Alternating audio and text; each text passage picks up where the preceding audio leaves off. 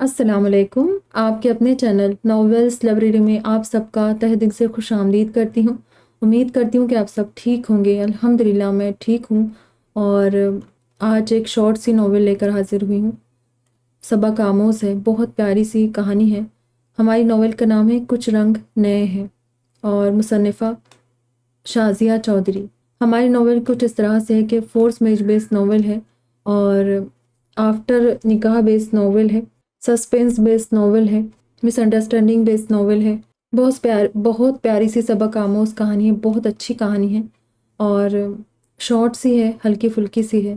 امید کرتی ہوں کہ آپ لوگوں کو ناول پسند آئے گی۔ بڑھتے ہیں ناول کی جانب۔ ایک بھائی کا اپنی بہن کے ساتھ 32 بور کا سیاہ چمکتا ہوا ریوالور اس کی کنپٹی تک پہنچ چکا تھا۔ اس کا چہرہ جو کبھی چمکتی ہوئی رنگت اور خوبصورت مردانہ دلکشی لیے ہوا ہوتا تھا، اس قدر سفید ہو رہا تھا جیسے کسی نے اس کا سارا خون نچوڑ لیا ہو۔ اس کا پورا بدن کانپ رہا تھا، مگر مقام حیرت یہ تھا کہ اس کا دایاں ہاتھ بالکل پرسکون اور ساکت تھا، اور بڑی دلجمعی کے ساتھ کنپٹی پر ریوالور کی نال رکھ کر مناسب زاویہ تلاش کر رہا تھا۔ پھر وہ نال کو ایک جگہ جما کر مطمئن ہو گیا۔ اس کی انگلی دھیرے دھیرے ٹریگر کی طرف بڑھی۔ گہری براؤن پینٹ اور کریم کلر کی شرٹ میں ملبوس، خدا کی دی ہوئی تمام تر ظاہری آرائشوں اور کشش سے بھرپور وہ اونچا پورا کڑیل مرد پتھر کا مجسمہ بن کر آخری بار اپنے گرد و پیش کو دیکھ رہا تھا۔ بابا بہت امیر یا رئیس تو نہیں تھے، ایک درمیانے درجے کے سرکاری آفیسر تھے۔ ٹھیک ٹھاک گزارا ہو رہا تھا، گھر بھی ملا ہوا تھا اور میڈیکل کی سہولیات بھی میسر تھی۔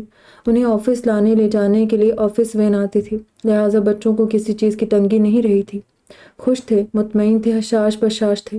اس نے بابا کے سرکاری گھر کی مہربان اور مانوس دیواروں کو آخری بار دیکھا۔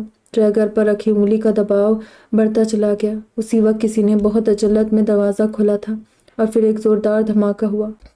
ریوالور چلنے کی آواز نے پورے گھر کے در و دیوار کو ہلا کر رکھ دیا۔ کیا عذاب ہے یہ! کچن کا بیسن آج پھر بند ہو گیا۔ ہر دوسرے ہفتے یہی بیماری پڑی ہوتی ہے اسے۔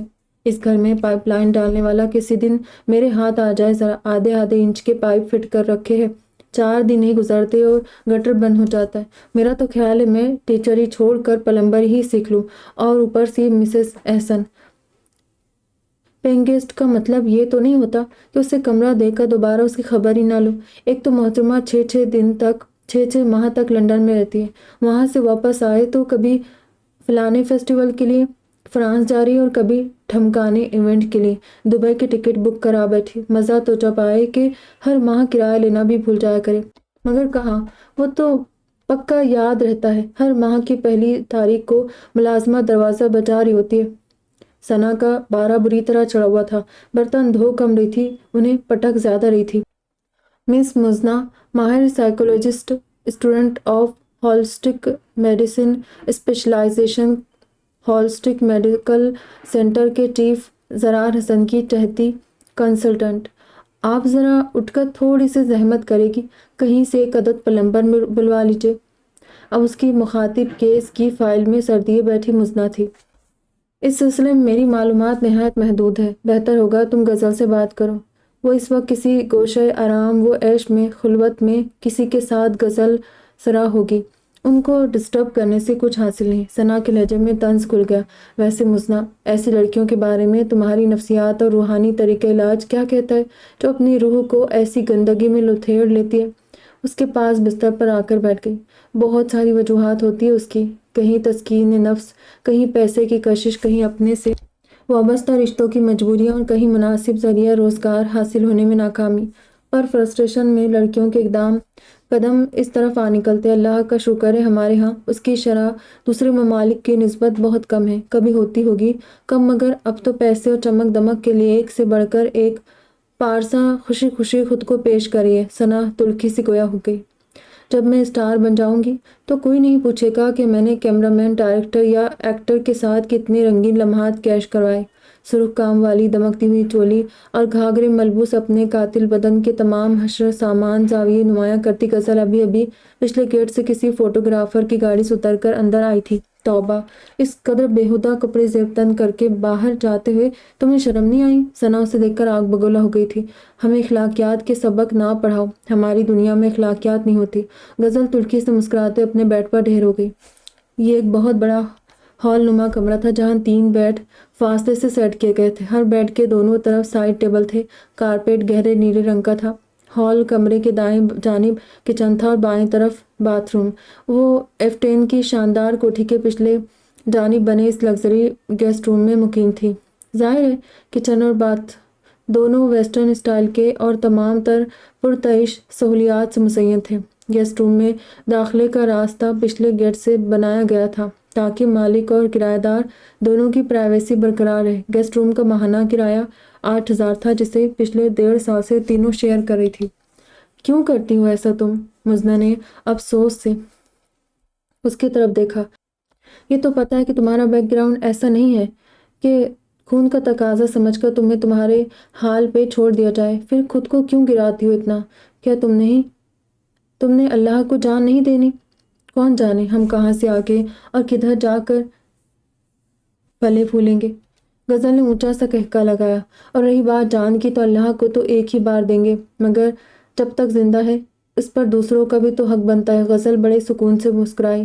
اے نیک بیبیو، وہ فریج کھول کر بوتل نکالنے لگی۔ ویسے ایک لحاظ سے تو اچھا ہے نا کہ میرے جیسے مزاج کی لڑکی تم لوگوں کے ساتھ رہتی ہے۔ مجھے دیکھ دیکھ کے اور میری حرکتوں پر توبہ توبہ کرتے ہوئے میرے مقابلے میں تمہیں اپنا آپ بہت معتبر، نیک اور شریف لگتا ہے نا؟ اور پھر اونچے سروں میں ہنسی۔ دیکھ لو، میں نے مفت میں تمہیں اعلیٰ درجے کا ذہنی سکون اور روحانی فخر عطا کر رکھا ہے۔ کچن سے کانچ کا مخصوص ساخت کا خوبصورت سا گلاس لے آئی تھی اور اب اپنا پسندیدہ مشروب انڈیل کر برف ملا رہی تھی۔ دیکھیے میڈم، ہم ٹریٹمنٹ کے لیے آئے ہیں، پیسے دیے ہیں، اپنے مسئلے کا حل چاہتے ہیں، ہم آپ سے وعظ سننے نہیں آئے۔ گرے پینٹ شرٹ اور بلیک ٹائی میں ملبوس مرد نے تیز اور چبھتے ہوئے لہجے میں مزنہ کو مخاطب کیا تھا۔ میں بھی مسئلے کا حل ہی بتا رہی ہوں مسٹر سفیان، تقریر کرنے کا شوق تو مجھے بھی کبھی نہیں رہا۔ وہ نہایت پرسکون آواز میں گویا ہوئی۔ اگر آپ کو لگتا ہے کہ آپ کے پیسے ضائع ہو رہے تو آپ کسی اور سائیکولوجسٹ سے رجوع کریں۔ وہ رہا باہر جانے کا راستہ۔ مزنہ کا لہجہ بالکل سپاٹ تھا۔ سفیان کا دل کھسیا گیا اور سر کے بالوں میں انگلیاں گھمانے لگا۔ بات یہ ہے میڈم کہ ہمیں یہاں ملک کے ایک بہت معروف سرجن نے آپ کی طرف ریفر کیا ہے اور ہم اسی توقع پہ آپ کے بلانے پر تیسرے سیشن کے لیے بھی آ گئے۔ لیکن ایک منٹ، سائیکولوجیکل ٹریٹمنٹ میں بعض اوقات 1 ماہ تک سیشن کیے جاتے ہیں۔ یہ کوئی جسمانی عارضہ نہیں ہے کہ زخم بھر گیا تو ڈاکٹر صاحب ہاتھ جھاڑ کے فارغ ہو گئے۔ احساسات کو رفع کرنا اتنا آسان اور تیز رفتار نہیں ہوا کرتا۔ اب یہی مثال لے لیجیے، سسٹمیٹک ڈیسینسٹائزیشن کا پروسیس بعض اوقات مہینوں لے لیتا ہے، کیونکہ ہفتے میں صرف 2 یا 3 بار آدھے گھنٹے کا سیشن کیا جاتا ہے اور آہستہ آہستہ مریض کے فوبیا یا انزائٹی کو کم کیا جاتا ہے۔ اب ایک دم سے تو کچھ نہیں ہوا کرتا نا۔ میری سسٹر کا پرابلم یہ ہے کہ اسے بند جگہوں سے ڈر لگتا ہے، لفٹ میں سفر نہیں کر سکتی، ٹیلی فون بوتھ ایمرجنسی میں بھی استعمال نہیں کرے گی، حتیٰ کہ باتھ روم جاتے بھی خوفزدہ رہتی ہے۔ اسے کلسٹروفوبیا کہا جاتا ہے اور اسی کو ختم کرنے کے لیے میں ڈیسینسٹائزیشن کی ٹیکنیک استعمال کری ہوں۔ تو پھر آپ صرف ٹیکنیکلی ڈیل کیجیے، انہیں ادھر ادھر کے لمبے چوڑے لیکچر نہ بلائیے، ان کے مسئلے کا حل نمازیں پڑھنے سے نہیں ملنے والا۔ وہ بے پرواہی سے گویا ہوا۔ مزنہ نے بہت گہری نظروں سے اس کی طرف دیکھا۔ نماز دل کا سکون ہے۔ بے شک دلوں کو سکون اللہ کو یاد کرنے سے ملتا ہے اور یاد کا سب سے اچھا ذریعہ نماز ہے۔ غالباً اسلام کی یہ تعلیمات اور احادیث آپ کی نظر سے کبھی نہیں گزری۔ خیر، میں سچ مچ واعظ بن کر آخرت کا ڈراوا دے کے آپ کے مزاج کو بگاڑنا نہیں چاہتی، کیونکہ یہ باتیں آپ کی دلچسپی کی نہیں ہیں۔ البتہ آپ کی سسٹر کو مشورہ ضرور دوں گی کہ بھلے مذہبی فریضے کے لیے نہ صحیح، ٹریٹمنٹ کی خاطر ہی صحیح نماز پڑھ کر دیکھے۔ ان کے منتشر خیالات، بکھرے ہوئے دل اور دماغ اور بھٹکی سوچوں کو کنارہ مل جائے گا۔ جب اندر کا خوف نکل جائے تو باہر خود بخود عافیت دکھائی دینے لگتی ہے۔ پھر بندہ کسی سے نہیں ڈرتا۔ اس نے قلم بند کر کے فائل کے پیپرز کے بیچ رکھا اور کرسی کی پشت سے سر ٹکا لیا۔ جی میں کوشش کروں گی۔ میں دوبارہ کب آؤں؟ مریض خاتون نے اٹھتے ہوئے پوچھا۔ یہ لیجیے اپنا کارڈ، میں نے تاریخ لکھ دی ہے۔ Okay madam. सुफियान कार्ड बहन से लेकर देखता हुआ ऑफिस से बाहर निकल गया। मुज़ना ने गहरी सांस लेकर सर को आगे पीछे लाया और फिर हथेली पर ठुड़ी रखकर कोनी मेज़ पर टिकाए कुछ सोचने लगी। मैडम आपके लिए फ़ोन है। चपरासी ने दरवाज़ा बजाकर अंदर आकर पैगाम सुनाया। बाहर काउंटर पर आ गई, जहाँ टेलीफोन ऑपरेटर रिजवाना अपनी खुश इखलाक मुस्कुराहट समेत उसकी मुंतज़र थी। हेलो। मुज़ना ने मेज़ पर रखे रिसीवर को कान से लगाकर अपने मखसूस ठहरे हुए पुरसुकून अंदाज में मुखातिब किया। हेलो। उसके लहजे में इस्तिफ़ाम था। हेलो। अब की बार उसने ज़ोर देकर पूछा, मगर दूसरी जानिब बदस्तूर खामोशी तारी रही। फिर किसी ने बहुत आहिस्तगी से रिसीवर रख दिया। मुज़ना के दिल की धड़कन तेज़ हो गई। कौन था फ़ोन पर? उसने रिसीवर क्रेडल पर रखते हुए नज़र मिलाए बिना बज़ाहिर बेनियाजी से पूछा था। कोई हमज़ा अली थे, आपकी खैर खैरियत दरियाफ्त कर रहे थे। मैंने कहा आप होल्ड करें, मैं बुला देती हूँ। हो सकता है इंतज़ार करने के बाद लाइन काट दी हो, रिजवान ने ख्याल ज़ाहिर किया। लाइन ही तो नहीं काटी, मुज़ना दिल में सोचा था। पिछले 5 साल से नामी अनजाना शराब था और रिश्ता बरकरार था। 5 साल हो गए थे उसे खवार होते हुए, जीस्त के जंगल में तन्हा भटकते हुए, मगर वो जहाँ भी रही बगैर किसी बराह रास्त मुलाकात या बातचीत के वो उसकी खबरगिरी करता रहा। जानती थी वो उसकी परवाह किए बगैर रही नहीं सकता, उसे भूल ही नहीं सकता था, क्योंकि वो भी इस 5 बरस तवील और सब्र आज़मा मुद्दत में उसे एक पल नहीं भूली थी, भूल सकती ही नहीं थी। उनका इतना गहरा, ऐसा ना ख़त्म होने वाला रिश्ता था कि दोनों ही नहीं भुला सकते थे। सर कह रहे अगर आप फारिग है तो उनके रूम में आ जाए। ज़रार हसन के बुलाने पर काउंटर से सीधी उन्हीं की तरफ चली गई। आइए बीबी। ज़रार हसन 60 साल के बारिश, खुशवज़ा, नहायत दीनदार और अपने पेशे से इश्क की हद तक मुखलिस थे। उन्होंने ही होलिस्टिक मेडिसिन में फ्रांस से पीएचडी करने के बाद सैयदपुर रोड पर अपना एक छोटा सा हॉस्पिटल खोला था, जहां दिमागी व जहनी अमराज के माहिरीन के साथ साथ रूहानी और नफ्सियाती अमराज के माहिर डॉक्टर तैनात किए गए थे। यह अदारा अपनी नौयत का मुनफरिद अदारा था, जिसने कुछ ही मुद्दत में अपनी बहुत अच्छी साख बना ली थी। एक केस है मुज़ना बीबी, एक इंडस्ट्रियलिस्ट की बीवी शदीद फ्रस्ट्रेशन का शिकार है। उनकी ज़हनी हालत इस दर्जा मखदूश है कि वो घर से बाहर निकलना छोड़ चुकी है। वो इलाज के लिए भी हॉस्पिटल आने पर रजामंद नहीं। आप ज़ाती तौर पर उनके घर जाकर उनके साथ सेशन करें। उनके शौहर मेरे क्लाइंट रह चुके हैं और उन्होंने मुझसे खुसूसी दरख्वास्त की है कि आप इस एड्रेस पर जाना पसंद करेगी। अगर आप कहते हैं तो ठीक है सर। गाड़ी तो उसके पास थी ही, सो खामोशी से कार्ड उठाकर उनसे इजाज़त लेकर निकल आई। ये वो उसके ड्यूटी आवर्स ख़त्म हो चुके थे। इतनी लेट आई हो आज? मुज़ना के हॉर्न बजाने पर सना गेट खोलने आई थी। गाड़ी लॉक करके पलटी तो सना ने फिक्रमंदी से इस्तफसार किया। हाँ यार, उस सर ने एक ऐसी अपार्टमेंट जिम्मे लगा दी थी जिसके घर जाकर डील करना था। मगर तुम तो इस किस्म के केस नहीं लेती। दोनों बातें करते हुए अंदर आ गई। लेती तो नहीं हूँ, मगर सर ने कहा तो मुझसे इनकार नहीं हुआ। मेरे उस्ताद भी है और एक लिहाज से मोहसिन भी, कि उन्होंने 4 साल पहले एक कतई अनाड़ी लड़की को अपने यहाँ जॉब दी, जिसका एमएससी साइकोलॉजी का अभी रिजल्ट भी नहीं निकला था। आज 4 साल बाद मैं अपने शोबे में कितना तजुर्बा हासिल कर चुकी हूँ। स्पेशलाइज करने, एमफिल मुकम्मल करने में भी उनका ही हाथ था। ये उन्हीं के मुशफ़िकाना हौसला अफजाई का नतीजा है कि आज न सिर्फ तालीम और अच्छी पोस्ट हासिल कर चुकी हूँ, बल्कि एक अदद गाड़ी की भी मालिक बन चुकी हूँ। अरे भाई, इतने बरसों से कमा रही हो, कोई आगे पीछे तो है नहीं जिस पे लगाओ। रकम को जमा ही होना था। फिर तुमने जमा शुदा रकम को गाड़ी में तब्दील कर दिया। खाना क्या पका है? सख्त भूख लग रही है। मुज़ना खिलाफ मिजाज बेसब्री का मुजाहरा कर गई थी। सना जल्दी आ जाती थी स्कूल से, इसीलिए रात के खाने की जिम्मेदारी उसी ने उठा रखी थी। रही गज़ल तो उसका मूड होता तो खाने में हाथ बटा देती, नहीं तो अपने ऊट पटांग मुश्किलों में मस्त रहती। सना को वैसे भी घर के कामकाज का शौक रहा था, इसलिए गज़ल के अदम ताउन का गिला या गुस्सा नहीं करती थी। मसाला वाली भिंडी बनाई है। वैसे मोहतरमा को आर्जा क्या है? सना उसके केसेस में हमेशा गहरी दिलचस्पी रखती थी। डिप्रेशन, उसने इख्तिसार से काम लिया। किस चीज़ का? खुश ना करने का डिप्रेशन। मैं समझी नहीं। सना ने आंखें पटपटाई। अपने बेकार होने का डिप्रेशन। सना, काम करते रहना हमारी मादी ज़रूरत ही नहीं है, सहनी ज़रूरत भी बन चुका है। इंसान जब कोई काम कर रहा होता है तो उसे अपनी अहमियत और ज़ात पर एतमाद हासिल होता है। वो अपने हुनर पर भरोसा करना सीखता है। सच पूछो तो मसरूफियत और हल्की फुल्की परेशानियां ज़िंदगी को भरपूर तरीके से गुजारने के लिए वो बहुत ज़रूरी हुआ करती है, क्योंकि मसाइल से लड़कर हम में अपनी ज़ात का फ़ख्र और मजबूती जागती है। काम की जिम्मेदारी हो तो हमें अपना आप मोतबर और कारामद महसूस होता है।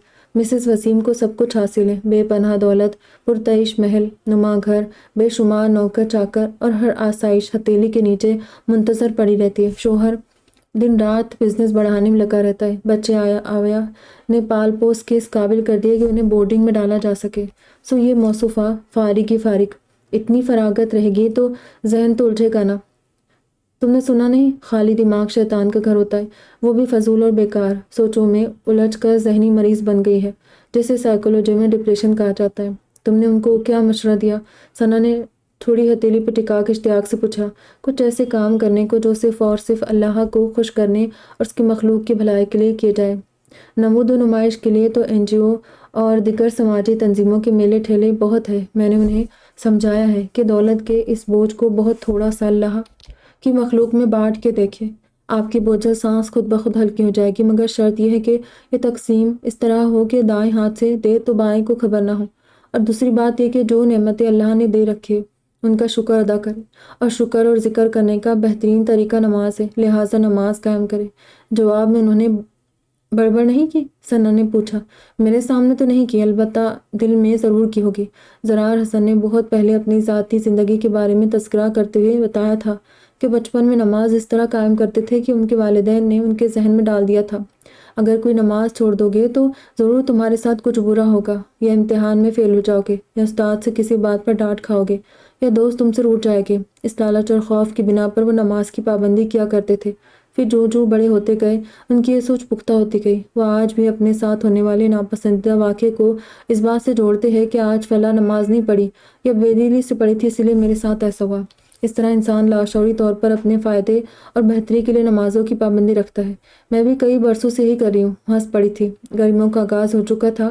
پارکنگ ایریا میں آ کر گاڑی کھول کر اندر بیٹھی تو ایک دم تپش کا احساس ہوا تھا۔ مجھے کیا کرنا چاہیے؟ پارکنگ سے گاڑی نکال چکی تھی، اس کو فون کرنا چاہیے، یہ کہنے کے لیے کہ میرا یہ خاموش خیال کرنا چھوڑ دے، سمجھ لے کہ ہم میں کوئی رشتہ نہیں تھا۔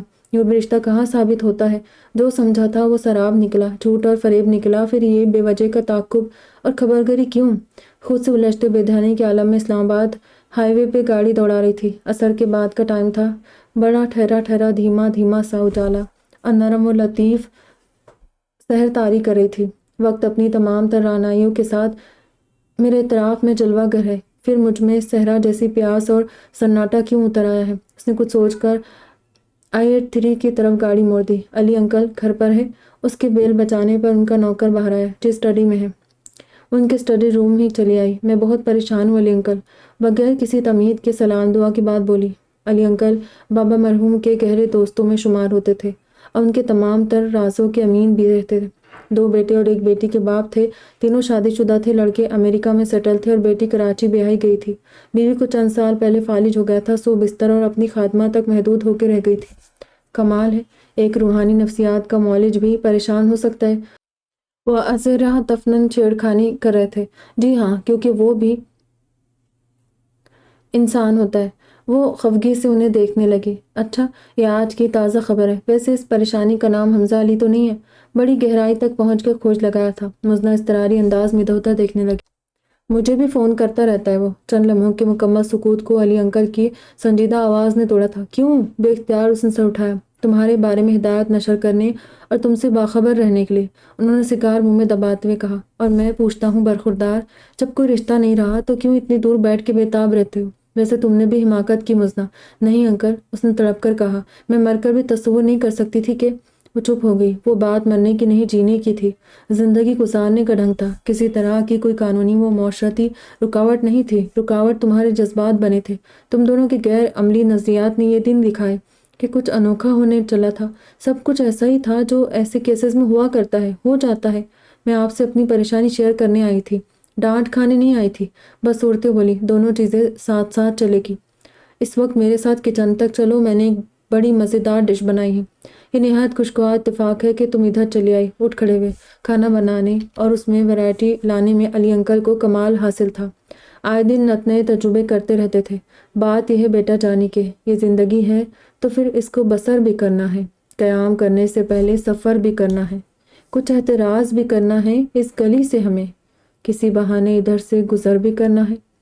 وہ بھی یہی کر رہا ہے اور تم بھی، حالانکہ دونوں ہی یہ بات سمجھتے ہو کہ یہ تعلق ٹوٹنے والا نہیں ہے، اب اس کا کوئی انجام ہونا چاہیے۔ شیشے کا باؤل فریج سے نکال رہے تھے۔ یہ کیا ملگوبہ ہے؟ اس نے پنک کریمی سے آمیزے کو شوق سے دیکھتے ہوئے سوال کیا۔ بدذوق لڑکی، یہ فروٹ ٹرائفل ہے اور میرے ہاتھ کی وہ اسپیشل چیز ہے جسے ہر کوئی پسند کرتا ہے، اور جو مہمان آتے ہیں وہ ضرور اس کی فرمائش کرتے ہیں۔ چھوٹی سی شیشے کی خوبصورت پیالی میں ٹرائفل نکالنے لگے۔ بنایا کیسے ہے؟ اس نے چکھا تو بے اختیار پوچھ لیا۔ تمہیں پسند آیا؟ خوش ہو گئے۔ بہت بڑی لذیذ چیز ہے، اس میں سیب، کیلا اور انار ڈالے نا؟ ہاں۔ پھر وہ اسے مکمل ترکیب سمجھانے لگے۔ یہ تو بہت آسان ترکیب ہے، میں بھی ٹرائی کروں گی، ثنا کو بتاؤں گی، اسے فارغ وقت میں تجربات کرنا بہت اچھا لگتا ہے۔ ثنا ہے وہی لڑکی ہے نا جس کی اپنے خاوند سے علیحدگی ہو گئی ہے؟ ولی انکل سے ہر بار ڈسکس کر لیتی تھی، ابھی اسی نے بتایا تھا۔ جی انکل، آگے پیچھے تو کوئی تھا نہیں جس کے پاس جاتی ہے رہتی۔ زندگی گزارنے کے لیے کوئی ٹھکانہ تو چاہیے تھا۔ کیا آنٹی نے ٹرائفل چکھا ہے؟ نہیں، ابھی تک تو نہیں۔ ٹھیک ہے، میں انہیں دے آتی ہوں اور مل بھی لیتی ہوں، اس کے بعد واپس چلوں گی۔ ذرا دیر تو رکو۔ نہیں، ثنا کی طبیعت ٹھیک نہیں ہے، اس نے اسکول سے بھی چھٹی کی ہے آج۔ غزل تو رات کو دیر سے آئے گی، ثنا اکیلی ہوگی۔ اس کی تیمارداری کے خیال سے اچانک میں وہاں سے نکلی تھی، گھر آئی تو ثنا بخار سے تپ رہی تھی۔ ارے تمہیں تو اچھا خاصا ٹیمپریچر ہو رہا ہے۔ وہ تھرمامیٹر چیک کرنے کے بعد پریشان ہو کر ثنا کو دیکھنے لگی۔ ہم جیسوں کو نزلہ بخار کیا کہتا ہے مزنہ بی بی؟ ثنا ہمت کر کے بیٹھ کے کراؤن اسٹیک لگا کے بیٹھ گئی۔ 2 پیناڈول کھائی ہے، چائے تم پلا دو، 2-3 گھنٹوں میں پسینہ آ جائے گا تو ٹھیک ہو جاؤں گی۔ ہم تو عادی ایسی بھی معمولی بیماریوں کے۔ نکہت سے بولی، تمہیں پتہ ہے مزنہ، جب میری اور ایاز کی شادی ہوئی تو اس وقت میرے کیا خواب تھے؟ پرسکون اور پیار بھرا گھر، مناسب سہولتیں، ذمہ داری نبھا کر سکون کی بے فکر نیندیں، رشتوں کا تحفظ۔ تم تو جانتی ہو میری اور ایاز کی لو میرج تھی۔ اچھا یہ وہ ہوا کہ والدین بھی مان گئے، یوں شادی ہو گئی بے انتہا خوشیوں اور خواہشوں کے جھرمٹ میں، ماضی کے مرغزاروں میں اترنے لگی تھی۔ جانتی ہو پھر کیا ہوا؟ ہاں ہاں جانتی ہوں، تم خواہ مخواہ اپنے دماغ نہ الجھا۔ چلو شاباش لیٹ جاؤ۔ مزنہ چاہتی تھی کہ وہ ماضی کی تلخیاں یاد کر کے خود کو دکھی نہ کرے، لیکن وہ کہیں اور جا پہنچی تھی۔ اس کی نظر خلا میں کچھ ڈھونڈ رہی تھی، بکھرے ہوئے بالوں کی لٹیں گلے کے اطراف میں جھول رہی تھی، ملگٹے سے سبز شلوار قمیض ملبوس تھی۔ سانولا چہرہ اس وقت بڑا پھیکا اور بے رنگ ہو رہا تھا۔ پھر یہ ہوا کہ ایک ایک کر کے ایاز کے چہرے کے سارے نقاب اتر گئے۔ میں سمجھتی تھی وہ بہت حساس، محنتی اور ذمہ دار مرد ہے۔ ایک عورت ایسے ہی بھرپور مرد کے خواب دیکھتی ہے، لیکن وہ تو کچھ اور ہی نکلا۔ دنوں میں اس کی حساسیت بے حسی میں بدل گئی، اس کا محنتی پن کاہلی و آرام طلبی کے روپ میں ڈھل گیا۔ تب مجھے پتہ چلا کہ مرد عورت کا دل شکار کرنے کے لیے بڑی ہوشیاری سے اس کی پسند کا چولا پہنتا ہے، پھر جب اس عورت کو حاصل کر لیتا ہے تو اپنے اصلی رنگ ڈھنگ میں آ جاتا ہے۔ عورت سمجھتی ہے مرد بدل گیا ہے، حالانکہ وہ بدلتا نہیں ہے، اپنے اصل پہ واپس لوٹتا ہے۔ تلخی سے ہنسی۔ سسرال والوں نے اس پہ دباؤ ڈالا، تمہاری نوکری تو چھٹ گئی ہے، مگر تمہاری یہ ایم اے پاس بیوی کس دن کام آئے گی؟ اس سے کہو نوکری کرے۔ سو میں نے نوکری کر لی، کیونکہ ایاز پر ماں باپ کے علاوہ 3 جوان بہنوں اور 4 بھائیوں کی ذمہ داری تھی۔ میں نے اس اسکول میں نوکری کی جہاں 2 شفٹیں لگتی تھی، صبح اور شام کی۔ زیادہ کمانے کے چکر میں نے دونوں شفٹوں میں جاب کر لی، تنخواہ دگنی ہو گئی۔ ایاز جو عارضی طور پر چھوٹی موٹی نوکری کر رہا تھا، مزید ریلیکس ہو گیا۔ بس ہوا یوں کہ میری جان شکنجے میں آ گئی۔ ایسی حالت میں عورت کا جی اور سا ہو جاتا ہے، خواہ مخواہ تھکتی ہے، ذہنی و جسمانی طور پر کمزور پڑ جاتی ہے۔ ایک طرف 2 شفٹوں کی لمبی ڈیوٹی، پھر گھر آ کر ایاز کی جلی کٹی اور سسرالیوں کے تانے کہ صبح 7 بجے نکلتی ہے، رات کے 7 بجے گھر میں قدم رکھتی ہے، گھر کا کچھ ہوش ہی نہیں ہے۔ حالانکہ میں واپس آ کر جتنا مجھ سے ہوتا تھا گھر کے کام نپٹاتی تھی، اکثر رات کو دیر تک ڈسٹنگ، واشنگ اور برتن جھاڑو وغیرہ کے کام نپٹا کے بستر پہ آتی تھی۔ چلو سسرالی کہیں تو دکھ نہیں ہوتا، مگر اپنا خاوند ہی اپنی ذمہ داریاں نہ سمجھے تو کس کو کہے۔ بعض اوقات پوری رات ہماری بحث و مباحثے میں گزر جاتی۔ تنخواہ آتی تو میں اسے سونگھے بغیر ایاز کی تلی پہ رکھ دیتی تھی، مگر پھر بھی میرا مقام اس گھر میں ایسا تھا جیسے کوئی بیکار استعمال شدہ پھٹا ہوا کپڑا۔ خاوند سمجھتا تھا گویا میں عیاشی کر کے آتی ہوں باہر سے۔ نتیجہ اس ٹینشن کا یہ ہوا کہ وقت سے پہلے میرے ہاں بچے کی ولادت ہو گئی، مگر وہ زندہ نہ بچ سکا، اور پھر کچھ ایسی پیچیدگیاں ہوئی کہ میں دوبارہ ماں بننے کے قابل نہ رہی۔ ہاں سب جانتی ہوں میں، کیوں یاد کر کے اپنے زخم کو ریکھتی ہو؟ اچھا کہو تو ٹی وی لگا دوں؟ مزنہ اس کا دھیان بٹانا چاہتی تھی۔ 1.5 سال مزید گزرا۔ اللہ کا کرنا ایسا ہوا کہ ایاز کا دبئی کا ویزا لگ گیا۔ میں نے سارا زیور بیچ کے اس کے ٹکٹ ویزے کے پیسے پورے کیے، دبئی چلا گیا۔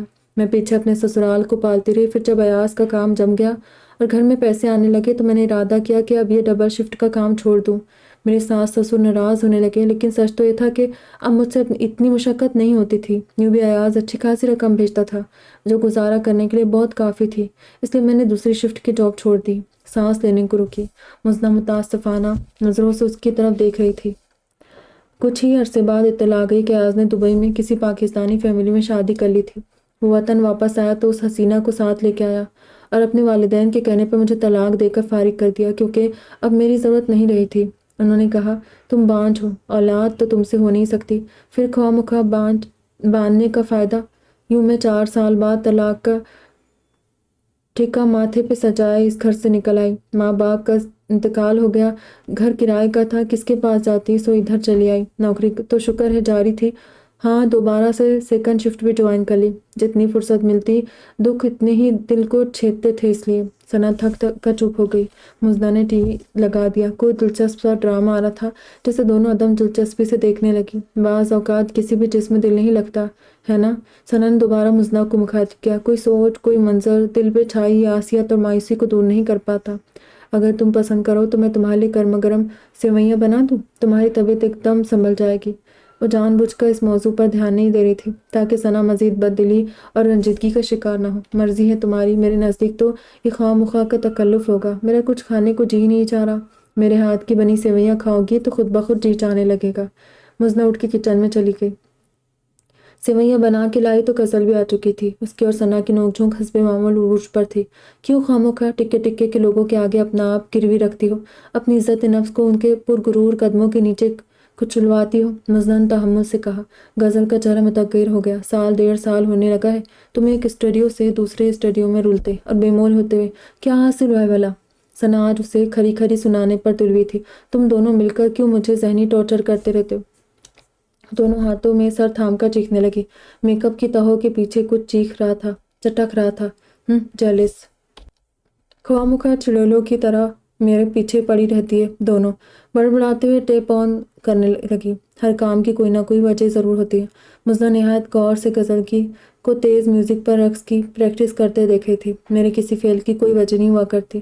غزل تھک گئی تو کیسٹ بند کر کے دھم سے اس کے پاس آ گری۔ تم اپنے سوتیلے باپ کی مذموم حرکت کا انتقام خود سے لے رہی ہو، مزدہ نے آہستگی سے کہا۔ غزل کے چہرے کے تاثرات ایک دم بدل گئے، اٹھ کر بیٹھ گئی اور اپنے کانپتے ہاتھوں کے ناخن چبانے لگی۔ مت یاد دلاؤ مجھے کچھ بھی۔ اس کی آواز مرتعش تھی۔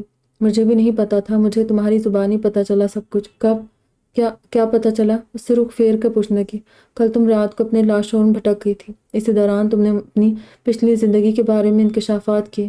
کیا انکشافات کیے؟ میں نے بری طرح گھبرا گئی۔ حیرت کی بات یہ تھی کہ اپنے غیر شرعی اور غیر اخلاقی افعال پر فخر اور ڈٹائی سے ہنسنے والی لڑکی اپنے ماضی کے اس شرمناک حادثے پر نظر نہیں ملا رہی تھی جس میں اس کا کوئی دوش نہیں تھا۔ تم نے بتایا کہ تمہاری ماں نے دوسری شادی جس آدمی سے کی تھی وہ پرلے درجے کا عیاش اور شرابی انسان تھا۔ تمہاری امی کو بھی شادی کے بعد ہی پتہ چلا۔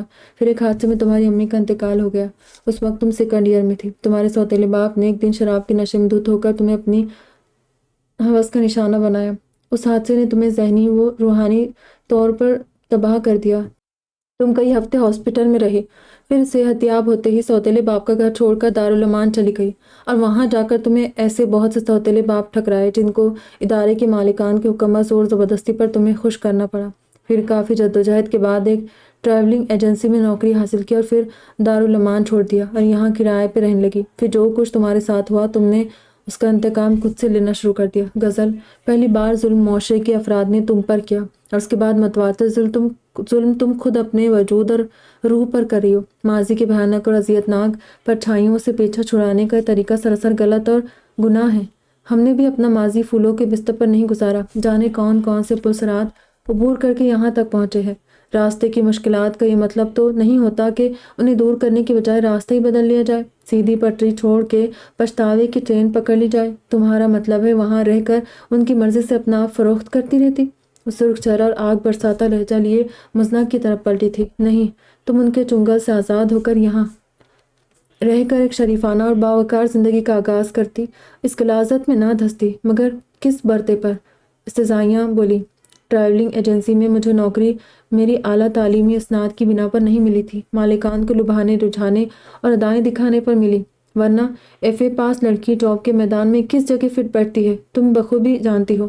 یہ ضروری تو نہیں تھا کہ تم کسی آفس میں ہی جاب کرتی، कोई स्कूल देख लेती। हाँ, और वहाँ से मिलने वाले 1800 या ज़्यादा से ज़्यादा 2000 मेरे लिए बहुत काफ़ी रहते। मज़े का खेस अंदाज में सर हिलाने लगी। 2500 तो इस जगह रहने का किराया है, फिर खाना पीना पहनना ओढ़ना और 1000 ज़रूरियात ज़िंदगी है, वो कहाँ से पूरी होती? तुम अपने गुनाह को जायज़ फ़ेल करार देने के लिए फ़जूल दलीलें दे रही हो। अगर तनख्वाह कम मिलती तो तुम किसी छोटे मोटे इलाके में रहाइश पजीर हो जाती, जहाँ किराया भी कम होता, फिर बतदरीज BA करके किसी अच्छे स्कूल में अप्लाई कर देती। हाँ, तुम्हारी जैसी मसला आज़म के लिए ये कहना बहुत आसान है, तुर्की से बोली। खुद पे बीती होती तो पता चलता। खुद पर तो जाने क्या क्या बीत चुकी है। अब मैं तुमसे क्या बहस करूं? मुज़ना के चेहरे पर एक मुज़म्मिल सी मुस्कुराहट झलक दिखाकर मातूम हो गई। बहरहाल तौबा का दर आंख बंद होने से पहले तक हमेशा खुला रहता है। अब भी वक्त है। कौन सा वक्त? मेरे लिए अब कोई वक्त नहीं है।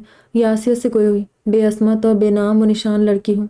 मशहूर ज़माना हो चुकी हूँ। अपना कीमती सरमाया पानी की तरह बेदरीक बहा चुकी हूँ। अब इस मुआशरे में मेरे लिए कोई जगह नहीं बची। मुझे ख्वामख्वाह की बहलावे ना दो। उसके लहजे की शिकस्तगी उसके अंदर की तोड़फोड़ अया कर रही थी। मगर जगह तो वो भी तुम्हारे लिए नहीं है, जहाँ जाकर तुम अपना आप खवार करती हो। इस अंधेर नगरी का पीछा छोड़ दो, इसी में तुम्हारी भलाई है। मुज़ना अपनी फितरत से मजबूर होकर उसे समझाने की हर मुमकिन कोशिश करे थी। मेरी भलाई तो किसी चीज़ में भी नहीं रही। भोली लड़की अजीब से अंदाज मुस्कुराई थी। मेरी फलाह के रास्ते तो कब के बंद हो चुके हैं। बहरहाल इस लाहासिल बहस को जाने दो। सना बता रही थी ग्रोसरी का सामान लाना है।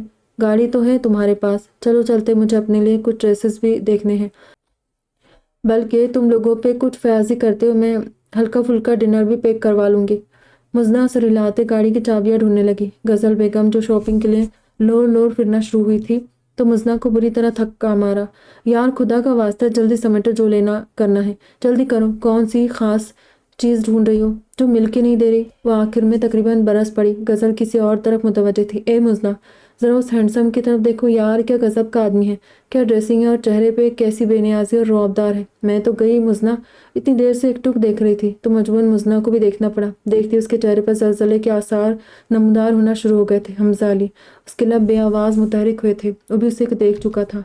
उसके चेहरे पर भी वही तासुरात नुमायां हो गए थे। फिर वह अचानक मुड़ा और तेज तेज चलता हुआ दूसरे प्लाजे में कहीं गायब हो गया। गज़ल अपनी दुनिया में गुम थी और वो उसके चेहरे का तगय्युर महसूस नहीं कर सकी थी, मगर मुज़ना के लिए एक कदम आगे उठाना दुश्वार हो गया था। वह मुश्किल घसीटते हुए उसके पीछे चल पड़ रही थी। उसके कदम आगे और जहन पीछे, बहुत पीछे जा रहा था, जहाँ एक हम्माद और एक इसरा हुआ करते थे। तुम्हारी खुशी के लिए मैं क्या करूँ मीजान, कहो तो जान दे दूँ। हम्माद बहुत दुखी होकर इसरा के गुलाबी रुखसारों पर चमकते मोती जैसे आंसुओं को पहुँच रहे थे। खुदा के लिए ऐसी बातें ना करें। इसरा ने तड़प कर उनके मुंह पर हाथ रखा था। बस कहीं से मुझे सब्र ला दे हम्माद, बहुत बड़ा खसारा हुआ है मेरा, मुझे करार ही नहीं आ रहा। दिल किसी भी चेहरे से नहीं बहलता हम्माद, मैं क्या करूँ, बताए कहाँ जाऊँ। ये सूना आंगन, ये दिल दहला देने वाली खामोशी, सर्द सपाट दीवारें, ये तन्हाई, ये सब मिलकर मेरी जान ले लेंगे एक दिन। जिंदगी हर रोज़ एक जैसी लगती है, फिर एक सी शामें, एक सी रातें, मेरा दम घुट जाएगा इस गहरी काली तन्हाई में। हम्माद उसे रोता देखकर बुरी तरह बेचैन हो रहे थे। बहुत मोहब्बत करने वाले साबिर वो काने किस्म के शोहर वाक़िफ़ थे। शादी को 9 साल बीत चुके थे, मगर आंगन में हुनूस खाली था। अब तो उम्मीदें भी दम तोड़ती जा रही थी। फिर उसका एक ही हल निकलता, अगर तुम आमदा हो तो। बहुत सोच समझकर हम्माद ने इसरा से इस मौजू पर बात करने की ठानी। हम कोई बच्चा गोद ले लेते, ले पालक। एक रमे गुसरा की सुनी ममता की कोख से होक सी उठी, लेकिन फिर उसने खुद को संभाल लिया। मगर हम्माद, मेरी 2 शर्तें हैं। एक तो वो सिर्फ चंद दिनों या हफ्तों का हो, दूसरा जिसके बारे में 100% यकीन हो कि वो शरीफ माँ बाप का खून है और उसके माँ बाप या वाली वारिस उस दुनिया में मौजूद ना रहे। मुझे वही बच्चा चाहिए जो मेरी शराइत पर पूरा उतरता हो। ठीक है, मैं अली से भी मशवरा करूंगा, उसी ने मुझे हल बताया था। यूं बिलाखिर एदी होम में उन्हें मतलूबा बच्चा मिल गया, मगर वो छोटी सी नन्ही सी परी थी। एक एक्सीडेंट में माँ बाप हलाक हो गए। बच्ची मौजाना तौर पर बच गई थी। 10 दिन तक माँ बाप की लाशें सर्द खाने में पड़ी रही। अखबार में उनके ID कार्ड भी छापे गए थे, मगर कोई पूछने नहीं आया था तो लावारिस समझ कर दफना दिए गए। बच्ची कुछ दिन पहले हमारे पास आई। उसकी उम्र अंदाजन 3 महीने की होगी। इंतजामिया के सरबराह ने आगाह किया। इसरा ने नाजुक से नक्श-ओ-निगार वाली उस गुलाबी गुलगोतना बच्ची को देखा तो उसका जी काबू में ना रहा। लपक कर गोद में उठाकर सीने से लगा लिया। सर, ये बच्चा किसी तरह नहीं बहल रहा। आया 2.5 साला दिलकश सूरत और संजीदा तासरात के हामिल एक बच्चे का बाजू थामे आजिज़ होकर अंदर आई थी। بچے کا چہرہ آنسو سے تربتر تھا۔ ہر طرح سے کوشش کر لیا مگر اس کا رونا ختم ہی نہیں ہو رہا۔ آپا تفصیل سے اپنا دکھڑا سنا رہی تھی۔ کون ہے یہ؟ حماد بہت غور سے اس کو دیکھ رہے تھے۔ جناب، پچھلے ہفتے پنڈی میں بم دھماکہ ہوا تھا۔ بچہ کار میں تھا جو کہ اس شاپنگ ایریا سے کافی دور پارک کی گئی تھی، اس لیے بچ گیا۔ اس کا باپ اور ایک دو مزید لوگ اس دھماکے میں ختم ہو گئے۔ ماں تو بچپن میں ہی انتقال کر گئی تھی، باپ بھی ساتھ چھوڑ گیا۔ یہ بہت سہما ہوا ہے۔ ذرا غور سے دیکھو تو ذرا، حماد جیسے خواب میں بول رہے تھے۔ کتنا پیارا اور من مونا چہرہ ہے، اس کو بھی ساتھ لے چلتے ہیں حماد۔ اس طرح ان کی بیوی تھی، کیسے خاوند کی سوچ نہ پڑتی۔ بے قرار تو وہ بھی ہو گئی تھی۔ ٹھیک تو ہے نا، ایک بیٹا ایک بیٹی، ہمارے 2 بچے ہو جائیں گے، فیملی مکمل ہو جائے گی۔ مچل گئی تھی۔ اللہ آپ کو آپ کے نیک ارادوں کی جزا دے۔ انتظامی سربراہ نے مختلف پیپرز پر سائن لینے کے بعد انہیں رخصت کر دیا۔ گھر میں بچے کے آئے جیسے در و دیوار سے رونقیں چہکارے اور زندگی کے تمام رنگ پھوٹنے لگے۔ ان کو ذرا سی تکلیف ہوتی تو وہ ہلکان ہو جاتی تھی، کبھی تھک جاتی تو کبھی حماد سے شکایتیں کرتی۔ افو تھکا مارا ہے آپ کے لاڈلوں نے۔ حمزہ اپنا ہوم ورک نہیں کر رہا اور مزنہ صاحبہ بضد ہے کہ وہ ان کی کاپی پر اپنے گل بوٹے بنائیں گی۔ ابھی صرف 10 ماہ کی ہے اور گھٹنوں کے بل گھسیٹتی ہوئی حمزہ کے پاس پہنچ جاتی ہے اور وہ کام چھوڑ کے اس سے کھیلنے میں مگن ہو جاتا ہے۔ ماشاءاللہ بہت پیار کرتا ہے اپنی بہن سے، حماد محبت سے کہتے۔ کس ماں کا بیٹا ہے، اس طرح فخریہ کہتی اور حماد بے ساختہ کہکا لگانے پر مجبور ہو جاتے تھے۔ دونوں میاں بیوی نے بچوں کی تربیت اتنی اچھی کی تھی کہ لوگ رشک کرتے تھے۔ مزنہ حماد سے 3 کلاس پیچھے تھی مگر پڑھنے دونوں ایک ہی اسکول سے تھے۔ دونوں نے ہمیشہ فرسٹ پوزیشن لی۔ بچوں کے باشعور ہونے پر اسرار حماد نے انہیں یہ بتانے میں حرج نہیں سمجھا کہ وہ ان کے حقیقی اولاد نہیں تھے بلکہ ایک ادارے سے لائے گئے تھے، مگر تب تک مزنہ اور حمزہ کی شخصیات اتنی مضبوط اور پراعتماد بنیادوں پر کھڑی ہو چکی تھی کہ انہیں کوئی خاص جذباتی دھچکا نہیں لگا۔ تھوڑا سا دکھ اور چبھن تو فطری تھی مگر بہرحال انہیں کسی شدید ذہنی توڑ پھوڑ کا سامنا نہیں کرنا پڑا۔ امی، مزنہ MSc میں آ گئی ہے، اب آپ اس کی شادی کی فکر کریں۔ حمزہ کے انداز میں بڑے بھائیوں والی فکرمندی اور احساس ذمہ داری تھا۔ وہ ماسٹرز مکمل کرنے کے بعد 2 سال پہلے ایک بہت اچھی جگہ جاب کر چکا تھا۔ دونوں بچے جوان ہو کر ایسے نکھرے تھے کہ دونوں میاں بیوی ان کی نظر اتارتے نہیں تھکتے تھے۔ سچ پوچھو تو بیٹے، میرا دل ہی نہیں چاہتا اسے خود سے دور کرنے کو، انہوں نے مزنہ کے دلکش سراپے کو دیکھتے ہوئے اداسی سے کہا۔ خبردار بھائی، چیٹنگ کرنے یا لگائی بجھائی کرنے کی ہرگز کوئی ضرورت نہیں۔ آپ مجھ سے 3 سال بڑے، اس لیے آپ کی پہلے ہوگی۔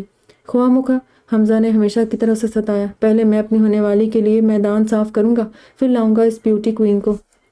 اچھا امی، ایک کام کرتے، میرے ہونے والے کو آپ اسی گھر میں رکھ لے، اس طرح مجھے آپ سے دور نہیں جانا پڑے گا۔ اور مزنہ نے شرارت سے حمزہ کو دیکھا۔ اور لوگوں کی کوئین کے سینے پر مونگ ڈالنے کا موقع بھی مل جائے گا۔ شرم کرو، مشرقی لڑکیاں اپنے منہ سے اپنے ہونے والے کا نام نہیں لیتی۔ حمزہ نے بہن کے لمبے خوبصورت بالوں کو کھینچا تھا۔ بھائی، پہلے بھابھی آئے گی، سن لیجئے۔ لاڈ سے پیچھے سے اس کے کندھوں پر ہاتھ رکھے جھکی ہوئی تھی کہ مسز علی چلی آئی۔ انہوں نے قدرے ناگواری سے نظارہ دیکھا تھا مگر اس وقت کچھ نہیں بولی۔ وہ ادھر ادھر ہوئے تو بہت خفگی سے اسرا کا گھیراؤ کیا۔ یہ کیا ماچس اور تیلی کا کھیل شروع کر رکھا ہے تم نے اپنے گھر میں اسرا؟ میں تمہیں اتنا بیوقوف نہیں سمجھتی تھی۔ کیا ہوا بھابھی؟ اسرا خاک بھی نہ سمجھی تھی۔ ابھی کیا کچھ اور ہونا باقی رہتا ہے؟ دیکھو تو دونوں کس طرح ایک دوسرے کے قریب بیٹھے تھے۔ جب آؤ یہی حال ہوتا ہے۔ اور یہ لڑکی تو ہر وقت حمزہ کے کندھوں پر سوار رہی تھی۔ برہمی سے بولی، تو کیا ہوا؟ اس کا بھائی ہے، دونوں بھائی بہنوں والے لاڈ کرتے ہیں ایک دوسرے سے، جان چھڑکتے ہیں وہ۔ خواہ مخواہ خود کو اور دوسروں کو فریب نہ دو، تم اچھی طرح جانتی ہو کہ یہ دونوں حقیقی بہن بھائی نہیں ہیں، دونوں کا خون ایک نہیں ہے۔ جلائی، مگر یہ بات وہ نہیں جانتے، ان کے جذبات میں وہی پاکیزگی اور شدت ہے جو حقیقی بہن بھائیوں میں ہوتی ہے۔ پھر ہم بتا کر ان کے ذہن تباہ کیوں کریں؟ تمہیں چاہیے تھا شروع سے بتا دیتی، بچے ذہنی طور پر تیار ہو جاتے۔ نہ بتا کر تم نے بہت ظلم کیا ہے۔ کچھ بھی صحیح وہ ہے تو ایک دوسرے کے لیے نامحرم، شرعی اور اخلاقی طور پر ان میں کوئی رشتہ نہیں ہے، صرف احساسات کی بنیاد پر تم نے دونوں کو ایک رشتے میں باندھ دیا ہے۔ احساسات ہی تو سب کچھ ہوتے ہیں۔ جب احساسات پاکیزہ ہے تو ہم ان میں آلودگی کیوں دیکھیں؟ بہرحال یہ بات غلط ہے۔ آج تو میں کہہ رہی ہوں، کل کو پوری دنیا کہے گی جب انہیں حقیقت کا پتہ چلے گا۔ برہمی سے کوئی ہوئی، اس طرح کے چہرے پر ایک رنگ آ رہا تھا اور ایک جا رہا تھا۔ اس کا رد عمل دیکھ کر مسز علی کو کچھ نرم پڑ گئی۔ دیکھو اسرا، میں تمہارے بھلے کو ہی کہہ رہی ہوں۔ یہ بات میں بھی جانتی ہوں کہ دونوں میں بھائی بہن جیسا پیار ہے، میں ان پر کوئی بہتان نہیں باندھ رہی، مگر یہ بھی ایک اٹل حقیقت ہے کہ وہ بہن بھائی نہیں ہیں۔ کل کو جب ان کے رشتے کرو گی اور ان لوگوں پر کبھی نہ کبھی یہ کھلے گا کہ یہ دونوں حقیقی بہن بھائی نہ ہوتے بھی ایک ہی گھر میں کھٹے پلے بڑے اور ان میں آپس میں کوئی دیوار یا تکلف نہیں رہا، تو ان کے ذہن کہاں کہاں تک نہیں پہنچیں گے۔ کون تسلیم کرے گا کہ وہ سگے بہن بھائی بن کر ساتھ رہے؟ تمہیں یہ حقیقت بہت پہلے انہیں بتا دینی چاہیے تھی۔ اسرا سراسیمگی سے انہیں دیکھنے لگی۔ مجھے تو یہ سوچ کے بھی تکلیف ہو رہی ہے کہ کل کلا کو لوگ میرے اتنے نیک اور سیدھے سادے بچوں کے بارے میں ایسی باتیں کریں گے۔ میں نے اس طرف تو دھیان ہی نہیں دیا تھا، نہ کبھی مجھے خیال آیا نہ حماد کو کہ ایسا بھی ہو سکتا ہے۔ ہم اپنی جگہ مطمئن تھے کہ اور بخدا ہم نے تو انہیں بیٹا بیٹی سمجھ کے ہی پالا ہے۔ کبھی ایسے ویسے خیال نے ذہن کو نہیں چھوا۔ اسے حماقت ہی قرار دیا جا سکتا ہے کہ آپ ایک ساتھ دو مختلف گھرانوں کے بچے بہن بھائی بنا کر اڈاپٹ کر لیں۔ بہرحال ابھی کچھ نہیں بگڑا۔ تم اور حماد بھائی طریقے سے دونوں بچوں کو حقیقت بتا دو تاکہ وہ احتیاط اور فاصلہ برقرار رکھے۔ اسرا تڑپ کر رہ گئی۔ میں مر نہ جاؤں اس سے پہلے۔ وہ تو یہ سوچ کر ہی لرز رہی تھی کہ وہ مزنہ اور حمزہ کو اس تلخ حقیقت سے کیسے آشنا کرے گی۔ نہ صرف بتاؤ بلکہ دنیاوی مسائل سے حل کا بہترین طریقہ یہ ہے کہ تم دونوں کی آپس میں شادی کر دو۔ نہ بیٹی کی جدائی برداشت کرنی پڑے گی، نہ بیٹا کسی دوسری عورت کو سونپنا پڑے گا۔ خدا کے لیے چپ ہو جاؤ۔ اسرا ہول کے رہ گئی۔ بچے اپنی جان دے دیں گے؟ بھلا ایسا کیسے ہو سکتا ہے؟ اور حمزہ کو میں جانتی ہوں بطور بھائی کے مزنہ سے اس قدر اٹیچ ہے اور اتنا جذباتی ہے کہ یہ تجویز سنتے ہی وہ خود کو گولی مار لے گا۔ میرے منہ میں کھاک۔ وہ کانپ کر رہ گئی۔ بہرحال اس مسئلے کا کوئی حل سوچو اس سے پہلے کہ بات باہر نکلے۔ تم یہ قصہ نپٹا دو۔ مسز علی مخلصانہ مشورہ دے کر اٹھ کھڑی ہوئی تھی۔ محلے میں شادی تھی۔ سارا اہل محلہ مدعو تھا۔ اسرا کی طبیعت پچھلے 2 دنوں سے سخت خراب تھی، اس لیے صرف حماد، مزنہ اور حمزہ وہاں گئے تھے۔ حسب معمول مزنہ اور حمزہ میں ہلکی پھلکی چھیڑ چھاڑ ہو رہی تھی۔ دونوں میں اتنی ذہنی قربت اور یگانگت تھی کہ اپنا ہر احساس ایک دوسرے سے شیئر کیے بنا چین نہیں پڑتا تھا۔ السلام علیکم حضرت، پہچانا مجھے؟ شلوار قمیض پر واسکٹ پہنے ایک باریش اور مؤسس شخص نے لوگوں کی بھیڑ میں حماد تک رسائی حاصل کی تھی۔ او معاف کیجیے گا، مجھے صحیح سے یاد ہی نہیں آ رہا۔ کوئی بات نہیں، ہم صرف ایک دفعہ ملے ہیں۔ اب تک آپ کو ضرور میری صورت بھول گئی ہوگی، مگر حضرت میں آپ کو ہزاروں کے مجمع میں بھی الگ پہچان سکتا ہوں۔ میں اس ادارے کا منتظم ہوں جہاں سے آپ 2 بچے لائے تھے۔ یہ وہی بچے ہیں نا؟ جی جی۔ کیسے مزاج ہے آپ کے؟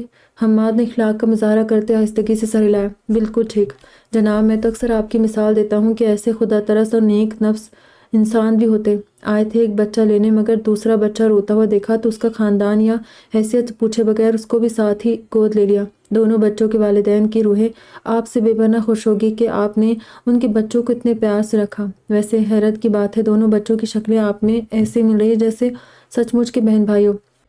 پیچھے کھڑے حمزہ اور مزنہ کو جیسے سکتہ ہو گیا اور ارد گرد کھڑے ان دونوں کو مشکوک نظروں سے دیکھتے محلے والوں کو بھی حماد کی پیشانی پر چمکتے پسینے کے قطرے ان کی شدید گھبراہٹ اور بے بسی کی علامت تھے۔ حمزہ 3 دن سے لاپتہ تھا، مزنہ 3 دن سے اپنے کمرے میں بند تھی، حماد 3 دن سے آفس نہیں گئے تھے، اور اسرا 3 دن سے چلے پیر کی بلی کی طرح گھر میں یہاں سے وہاں چکر کاٹ رہی تھی۔ پہلے ہم سمجھتے رہے ہم آپ کی اولاد ہے، باشعور ہوئے تو پتہ چلا ہم تو لے پالک ہے۔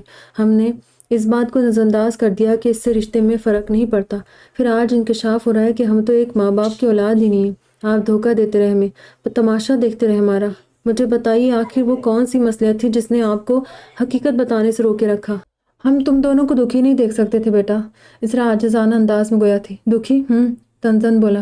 اور اب تو جیسے ہم بہت سکون اور سکھ میں آ گئے ہیں۔ پیر پٹکتا جنونی انداز باہر نکل گیا۔ 3 دن بعد آیا، مگر ایسے جیسے وہ کسی سرائے میں آیا ہو، اور جس دن وہ آیا اسی شام اسرا کو دل کا شدید دورہ پڑا، جابر نہ ہو سکی، اور اگلے 3 دن بعد اس کی میت گھر میں پڑی تھی۔ حماد آفس میں تھے جب انہیں اسرا کے انتقال کی خبر ملی۔ گزشتہ 2 دنوں سے وہ گھر میں رہتے تھے، صرف آج کچھ ضروری فائلز دینے کے لیے آفس آئے تھے، اور ان کے پیچھے موت کا فرشتہ اسرا تک پہنچ گیا۔ وہ دیوانوں کی طرح گرتے پڑتے آفس سے نکلے تھے اور پھر کبھی گھر واپس نہ سکے۔ ایک بس تیز رفتاری کے عالم میں انہیں کچلتی ہوئی زندگی سے بہت دور کر کے خود آگے بڑھ گئی۔ یوں وہ دونوں نئے سرے سے یتیم ہو گئے۔ آپ کی وجہ سے ہوا ہے یہ سب کچھ، صرف آپ کی وجہ سے۔ مزنہ پاگل کی طرح حمزہ کو جھنجھوڑنے لگی۔ میری وجہ سے ایسا ہوا ہے؟ تم پاگل تو نہیں ہو گئی؟ حمزہ نے اسے زخمی نظروں سے دیکھا۔ نہیں، کچھ میری بھی غلطی ہے کہ 3 دن ان سے منہ موڑے، ان کا دل توڑتی رہی، اور بہت بڑا گناہ آپ سے سرزد ہوا ہے۔ آپ انہیں دھتکار کے ان کے جذبوں کو کچل کے 3 دن تک گھر سے غائب رہے۔ ان ظالم 3 دنوں نے امی کو ختم کر دیا تھا اندر سے، اور پھر بابا بھی چلے گئے۔ دھاڑی مار مار کر رو رہی تھی، اور حمزہ برسوں بعد وہی خاموش آنسو بہا رہا تھا جو اپنے حقیقی باپ کی موت پر بہائے تھے۔ مگر اب اس دنیا میں کوئی اور حماد یا اسرا نہیں رہے تھے جو ان آنسوؤں کی گہرائی اور کرب سمجھ کر اس کو اپنی محبت و تحفظ بھری آغوش میں چھپا لیتے۔ دیکھو بیٹے، میری بات تحمل سے سننا۔ علی انکل اور مسز علی بڑی مشکل سے تمہید باندھتے ہوئے اصل موضوع کی طرف آئے تھے۔ تمہاری امی اور بابا کے انتقال کو 2 ماہ گزر چکے ہیں۔ کچھ بھی ہے، یہ تو بہرحال طے ہے کہ مرنے والے کے ساتھ مرا نہیں جاتا۔ زندگی کی سڑک ایک موڑ پر ختم نہیں ہوتی بلکہ دوسرے موڑ سے پھر شروع ہو جاتی ہے۔ اصل میں اب لوگ باتیں کریں۔ علی انکل نے بہت احتیاط سے ہچکچاتے حمزہ کو مخاطب کیا۔ کس قسم کی باتیں؟ حیرانی سے ان کی طرف دیکھنے لگا۔ تم دونوں کے ساتھ رہنے پر؟ مگر ہم تو گزشتہ 24 سالوں سے ساتھ رہ رہے، ناگواری سے بولا۔ گہرائی تک کبھی بھی نہیں پہنچا تھا۔ اب کے علی انکل نے مدد طلب نظروں سے اپنی بیوی کو دیکھا۔ مسز علی اٹھ کر حمزہ کے قریبی صوفے پر بیٹھ گئی۔ دیکھو بیٹا، پہلے کی بات اور تھی، اب تو تمہیں معلوم ہو چکا ہے کہ دونوں حقیقی بہن بھائی نہیں ہو۔ تم دونوں کو شرعی و معاشرتی اور اخلاقی حدود کا خیال کرتے ہوئے بات اتنی بڑی تھی کہ ایک لمحہ بھر کو مسز علی کے بھی ہاتھ پیر پھول گئے۔ بہتر یہ ہے کہ تم دونوں آپس میں نکاح کر لو تاکہ خاموش ہو جائے، پلیز خاموش ہو جائے۔ حمزہ تھرا کر ہاتھ سے انہیں اشارہ کرتے اٹھ کھڑا ہوا۔ اس کا رنگ زرد پڑ گیا تھا۔ آگے کچھ نہ کہے، میرا دل بند ہو جائے گا۔ وہ بری طرح بکھر گیا۔ ارے مزنہ بیٹی کو کیا ہوا؟ علی انکل نے پردے کے پیچھے سے دھڑام سے کسی چیز کے گرنے کی آواز سنی تھی۔ لپک کر گئے تو مزنہ کو فرش پر بے ہوش گرا پایا۔ حمزہ کے کمرے میں بری طرح ادھر سے ادھر چکر لگانے کی رفتار میں بلا کی تیزی آتی جائے تھی۔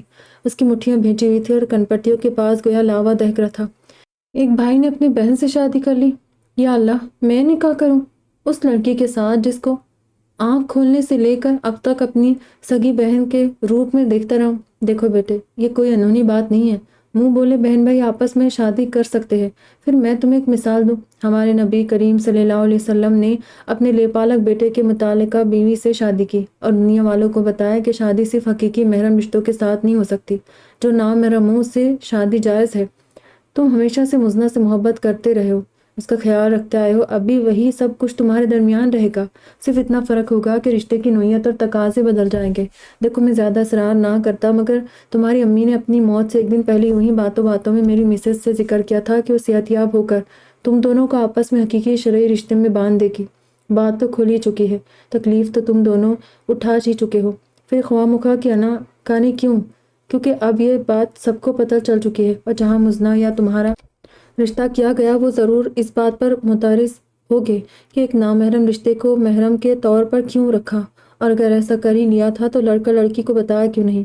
کیا پتہ دونوں میں کیا رشتہ رہا، وغیرہ وغیرہ۔ اب کیا تم اپنی مری ہوئی ماں کی خواہش بھی پوری نہیں کرو گے؟ علی انکل کی باتوں نے اسے بے بس کر دیا۔ انکار بھی نہیں کر سکتا اور اقرار بھی نہیں کر سکتا۔ بس پھر آخری حل یہی ہے کہ میں خود کو بیچ میں سے نکال دوں۔ اس نے ایک دم فیصلہ کیا اور اپنے کمرے میں جا کر الماری کے دراز سے ریوالور نکالا اور اپنی کنپٹی پر رکھ کر نشانہ لے لیا۔ ٹریگر دبانے کو تھا کہ مزنہ اچانک اس کے کمرے میں آ نکلی اور تیزی سے آگے بڑھ کر اس کا ریوالور والا ہاتھ نیچے گرا دیا، مگر جب تک ٹریگر دب چکا تھا گولی کھڑکی کا شیشہ توڑتے ہوئے باہر نکل گئی۔ فساد کی جڑ میں ہوں نا، خود کو کیوں مارتے ہیں؟ مجھے مار دیں، مجھے ختم کر دیجیے۔ قالین پر بیٹھ کر دھاڑے مار مار کر رونے لگی تھی۔ تھکے ہوئے شکست خوردہ انداز میں ریوالور دوبارہ الماری میں بند کر کے باہر نکل گیا تھا۔ پھر یہ کارروائی بہت خاموشی سے ہوئی۔ علی انکل اور مسز علی نے کچھ معزز لوگوں کے جمع کر کے دونوں کا نکاح پڑھوا دیا۔ اس کاغذی نکاح کے بعد حمزہ صرف 10 دن اس چھت کے تلے رہا، پھر وہ باہر چلا گیا، مگر وہاں رہ کر بھی وہ اس کی خبرگیری کرنا نہیں بھولا تھا۔ حماد صاحب کا مکان سرکاری تھا، لہٰذا 3 ماہ بعد خالی کرا لیا گیا۔ مزنہ نے خاموشی سے گھر کا کچھ سامان بیچا اور کمرہ کرایہ پر لے لیا۔ جاب تو وہ گزشتہ ماہ سے شروع کر ہی چکی تھی، اور پھر زندگی نے خاموشی سے 5 سالوں کا طویل سفر طے کر لیا۔ میری سمجھ میں کچھ نہیں آ رہا میں کیا کروں، کس طرح کسی اور رشتے سے تمہیں مخاطب کروں۔ انتہائی دباؤ کے تحت میں نے یہ کاغذی رشتہ تو تم سے جوڑ لیا ہے، لیکن میں گزشتہ 10 دنوں سے ہر لمحہ خود سے نفرت محسوس کر رہا ہوں۔ تمہاری موجودگی میں، اس گھر میں، اس محلے میں، بلکہ اس ملک میں میرا دم گھٹنے لگا ہے۔ میں باہر نکلتا ہوں تو لگتا ہے ہر آنکھ مجھ پر ہنس رہی ہے۔ یہ دیکھو، جس نے اپنی بہن سے نکاح کر لیا۔ میں تم سے بہت دور چلا جانا چاہتا ہوں، کیونکہ میں اس رشتے کے ساتھ تمہارا سامنا نہیں کر سکتا، نہ ہی تم ایسا کر سکو گی۔ مجھے نہیں پتا میں صحیح کر رہا ہوں یا غلط، مگر میں فی الوقت فرار چاہتا ہوں ان سب لوگوں سے اور جگہوں سے جو مجھ سے آشنا ہے۔ شاید کبھی لوٹ آؤں یا شاید کبھی نہ لوٹوں۔ یہ وہ خط تھا جو مزنہ کو اس کے امریکہ فلائی کر جانے کے بعد ملا تھا۔ اس کے بعد 5 سال تک ان میں کوئی گفتگو نہیں ہوئی تھی۔ جو کچھ ہوا اس میں قصور یا خواہش تو بہرحال میری بھی نہیں تھی۔ پھر تم حل نکالنے کے بجائے بیچ مجھدار میں مجھے چھوڑ کر کیوں چلے گئے؟ بے سہارا کر کے یوں غائب ہوئے جیسے کبھی تھے ہی نہیں۔ یہ بھی نہ سوچا کہ ایک کمزور لڑکی معاشرے کے ان بے رحمانہ تھپیڑوں سے کیوں کر لڑے گی؟ مزنہ آنسوؤں سے رو رہی تھی۔ رات کا پچھلا پہر تھا، گھور سناٹا اور تاریکی، فقط اس کے آنسوؤں کے چراغ روشن تھے۔ میں نے بھی تم سے یہ بندھن نہیں باندھنا چاہا تھا، میرے لیے بھی یہ سزا موت سے برتر سزا تھی۔ تم نے تو اس سزا سے فرار کے لیے ملک بدل لیا، مگر میں کیا کرتی؟ میں تو کہیں کی بھی نہ رہی۔ تم بزدل تھے حمزہ علی، اتنی جرأت ہوتی تو ڈٹ کر رشتہ چھوڑنے سے انکار کر دیتے۔ معاشرہ بھلے جو مرضی کہتا رہتا، مگر تم ایسا نہ کر سکے۔ مجھے کاغذی چھت تو فراہم کر دی، مگر عملی میدان میرا ساتھ دینے اور میری حفاظت کرنے کے بجائے آرام سے فرار ہو گئے۔ میرا کیا قصور تھا اس میں تمہیں کبھی معاف نہیں کروں گی۔ احساسات صرف تمہاری مجروح نہیں ہوئے تھے، مجھ پر بھی اتنی ہی قیامت ٹوٹی تھی۔ میں نے بھی نکاح کے فارم پر سائن کر کے 12 خود سے نفرت کی تھی، تمہارا سامنا کرنے کا سوچ کر 1000 مرتبہ جیتی مرتی تھی، مگر میں نے تو بہرحال میدان نہیں چھوڑا۔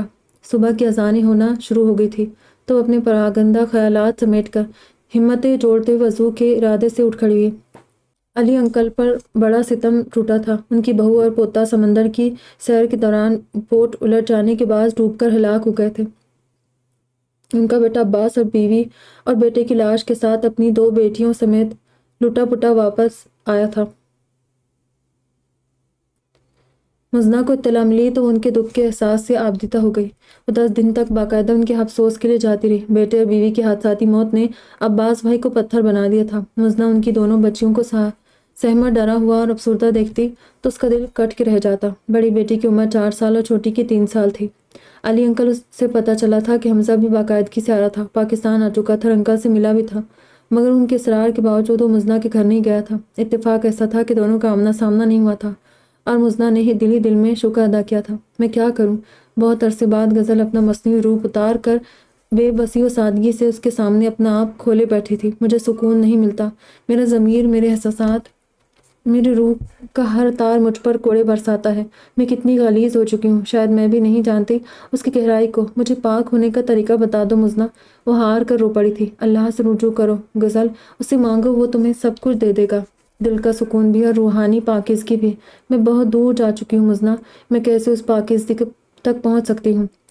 پچھتاوے کے ناگ اسے بری طرح ڈس رہے تھے۔ وہ بہت دنوں سے بری طرح بے چین تھی، اس کے اندر کوئی الاؤ بھڑک رہا تھا۔ پھر کچھ دن گزرے اور غزل اچانک لاپتہ ہو گئی۔ میرا خیال ہے گیسٹ ہاؤس چھوڑ کر ہمیشہ کے لیے جا چکی ہے، کیونکہ وہ اپنی چیزیں بھی ساتھ لے جا چکی ہے۔ ثنا نے خیال ظاہر کیا تھا اور وہ کہاں گئی تھی یہ بھی کچھ عرصے بعد معلوم ہو گیا۔ اس نے جسمانی طور پر معذور لاوارث بچوں کے ادارے میں جاب کر لی تھی۔ رہائش کی سہولت اسی ادارے میں موجود تھی، اس لیے وہ خاموشی سے گیسٹ روم چھوڑ گئی تھی۔ اس دن وہ علی انکل کے ہاں گئی تو انہیں کسی گہری سوچ میں ڈوبے پایا۔ انکل خیریت ہے؟ کس سوچ میں گم ہیں آپ؟ اس نے ان کی نزدیکی کرسی سنبھالتے ہوئے دریافت کیا۔ عباس کی چھوٹی چھوٹی بچیاں، ان کی دیکھ بھال، بچوں کو ماں چاہیے اور اس کے لیے عباس کو دوسری شادی بہرحال کرنی ہی پڑے گی۔ اس سلسلے میں تم کوئی مشورہ دو۔ میں کیا مشورہ دے سکتی ہوں انکل؟ فکی سی مسکراہٹ لیے گویا ہوئی۔ کوئی مناسب رشتہ تلاش کرو، میرا خیال ہے تم یہ کام بہت اچھے طریقے سے کر سکتی ہو۔ تمہاری آنٹی کو تم جانتی ہو، مسلسل بیماری کے باعث زیادہ کہیں آتی جاتی نہیں ہے، اور عباس بھائی، ان کی بھی تو کوئی مرضی ہو گئی۔ وہ کیا کہتے اس بارے میں؟ اللہ کا شکر ہے میرے بچے ماں باپ کے کہے کو مان دیتے ہیں، ہمارا کہاں نہیں ٹال سکیں گے، تم بس اپنا کام کرو۔ مزنہ نے سر ہلا دیا۔ اس کے ذہن میں ایک چہرہ آیا تھا، ثنا کا چہرہ۔ اس میں ہر خوبی تھی، ماں سوائے اس کے کہ وہ ماں نہیں بن سکتی تھی، مگر عباس بھائی پہلے ہی صاحب اولاد تھے، انہیں اولاد کی ضرورت نہیں تھی۔ ثنا ان کے لیے بہترین جیون ساتھی ثابت ہو سکتی تھی۔ میں چلتی ہوں انکل۔ مزنہ پرس سنبھال کر اٹھی پلٹی، مگر پھر ٹھٹک کر وہیں کی وہیں کھڑی رہ گئی۔ گرے سفاری سوٹ میں ملبوس، ہاتھ میں بریف کیس پکڑے، آنکھوں میں عجیب سے کرب آمیز تاثرات لیے وہ حمزہ علی ہی تھا۔ رک جاؤ دونوں یہیں، کیوں چوروں کی طرح منہ چھپا رہے ہو؟ کیا چرا کے بھاگے ہو ایک دوسرے کا؟ علی انکل اٹھ کر دونوں کے بیچ میں کھڑے ہو گئے اور سختی سے دونوں سے مخاطب ہوئے۔ دونوں کے سر جھکے ہوئے تھے اور نظریں اپنے جوتوں پر تھی۔ بلی چوہے کا یہ کھیل آخر کب تک جاری رہے گا؟ علی انکل کی سنجیدگی بدستور تھی۔ برخوردار، ہمارے زمانے میں ایک حویلی میں 4 خاندان آباد ہوتے تھے، سب کے بچے بھی اکٹھے پل کے جوان ہوتے تھے، سب ایک دوسرے کے بہن بھائی ہی کہلاتے تھے، اور وہی عزت اور محبت ہوتی تھی دل میں۔ بعد میں بزرگ پکڑ کے کسی کا جوڑ کسی سے ملا دیتے اور یوں عزت و محبت ازدواجی رشتے میں بدل جاتی تھی۔ میں مانتا ہوں تمہارے معاملے میں کافی کچھ مختلف ہوا۔ 24 سال تک تم لوگ خود کو بہن بھائی سمجھتے رہے، پھر انکشاف ہوا کہ خون کا کوئی رشتہ بیچ میں کبھی تھا ہی نہیں۔ تم دونوں کا رد عمل قدرتی تھا۔ تمہارے بابا نے اور ممی نے تمہیں معاشرتی دباؤ اور مسائل سے بچانے کے لیے مجبوراً یہ تجویز کیا تھا کہ تمہیں ایک شرعی رشتے میں جوڑ دیا جائے تاکہ تم دونوں ہمیشہ ایک دوسرے کے ساتھ رہو۔ اس میں ایسا کیا غلط تھا جو اتنا شدید رد عمل ظاہر کیا کہ 5 سال گنوا دیے اور اس کے بعد بھی کوئی احساس نہیں جاگا؟ حمزہ پیر کے انگوٹھے سے لون کی گھاس کرید رہا تھا۔ مزنہ بت بنی کھڑی تھی۔ اور حمزہ، میں تمہیں 80% قصوروار ٹھہراؤں گا کہ تم بجا رشتے کو مضبوطی اور تحفظ فراہم کرنے کے یہاں سے فرار ہو گئے۔ اس بیچاری لڑکی کو معاشرے کے مسائل سے نمٹنے کے لیے اکیلا چھوڑ دیا۔ نیا رشتہ نہ نبھاتے پرانے رشتے کے ناطے جو تم پر اس کی معاشرتی و معاشی ضروریات اور تحفظ کا حق بنتا تھا وہ تو پورا کرتے۔ میں شرمندہ ہوں، وہ آہستگی سے بولا۔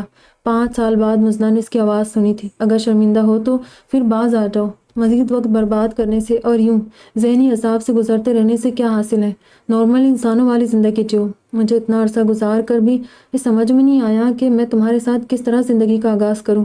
بہت بجھا شکست خوردہ تھا۔ تم کچھ مت کرو، زندگی کو خود موقع دو کہ وہ تمہیں آغاز و انجام سے آگاہ کرے۔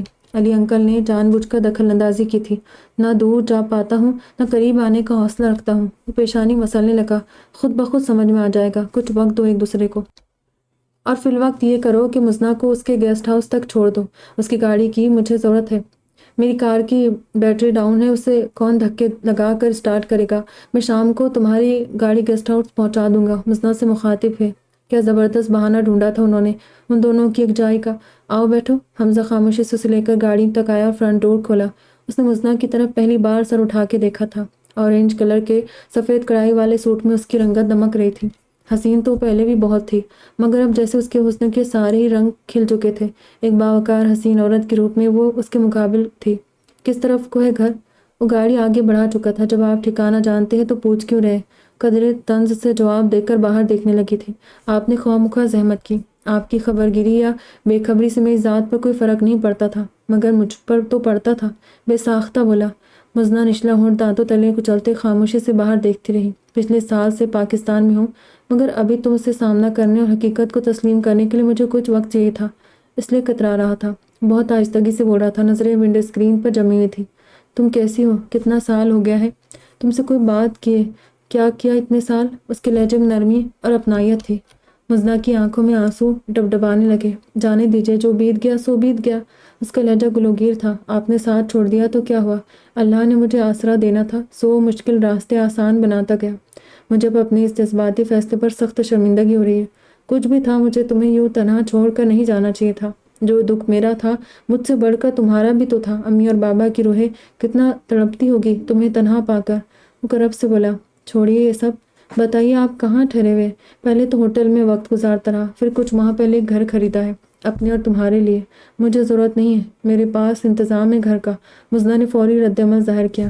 یہ تو مجھے بھی پتا ہے، مگر تمہارا اصل ٹھکانہ تو وہ گھر ہے جو میں تمہیں دوں گا۔ بہت کر لی حماقتیں، اب زندگی منطقی انداز میں گزاریں گے۔ اور مزنہ، مجھے یقین ہے ہم ساتھ رہیں گے تو خود بخود سب کچھ ٹھیک ہو جائے گا۔ میں یہ تو نہیں کہتا کہ ہمارے درمیان نارمل رشتہ قائم ہو جائے گا، مگر مجھے یقین ہے ایک دن ہم نارمل لوگوں کی طرح جینا ضرور سیکھ لیں گے۔ بات تو ساری احساس کی ہوتی ہے نا۔ اس نے آہستگی سے اس کی جانب مڑتے ہوئے اس کے شانے پر ہاتھ رکھا۔ مزنہ کا جی بھرایا۔ بہت مدت بعد کسی کے شانے پر سر رکھ کے پھوٹ پھوٹ کے رونے کو دل چاہا۔ قصور نہ تمہارا تھا نہ میرا۔ قصور ہمارے والدین کا بھی نہیں تھا کہ انہوں نے نیک نیتی کے جذبے کے تحت ہمیں ہمارے رشتے کی اصلیت سے آگاہ نہیں کیا۔ لیکن ایک بات اس سے ثابت ہو جاتی ہے کہ کسی بے اولاد میاں بیوی کو اپنے لے پالک بچوں پہ یہ ستم نہیں کرنا چاہیے۔ یا تو ایک ہی گھر کے 2 بچے لیں یا پھر صرف ایک بچہ لیں۔ 2 مختلف گھرانوں کے بچوں کو بہن بھائی بنا کر یکجا کرنا اور دنیا کے سامنے پیش کرنا بہت گمبھیر اور بھیانک مسائل کا باعث بن جاتا ہے۔ حمزہ آہستگی سے کہہ رہا تھا، کیا تم اب بھی مجھ سے ناراض ہو؟ رشتہ ضرور بدلا ہے، مگر میں آج بھی تمہاری بہت کیئر کرتا ہوں۔ تم سے جو محبت اور وابستگی ہے اس کی شدت میں کوئی کمی نہیں ہوئی ہے۔ تم کیا کہتی ہو؟ حمزہ نے اپنے ہاتھ کا دباؤ اس کے کندھے پر بڑھا دیا۔ جواب میں مزنہ نے خاموشی سے اس کے ہاتھ پر اپنا ہاتھ رکھ دیا تھا۔ ناول بہت ہٹ کر ہے اور بہت بڑا سبق چھپا ہے اس ناول میں۔ بہت زبردست، بہت پیاری سی ہے۔ کیسی لگی؟ ضرور اپنی رائے کا اظہار دیجیے گا۔ مجھے انتظار رہے گا۔ دعا میں یاد رکھیے گا۔ پھر ملیں گے۔ خدا حافظ۔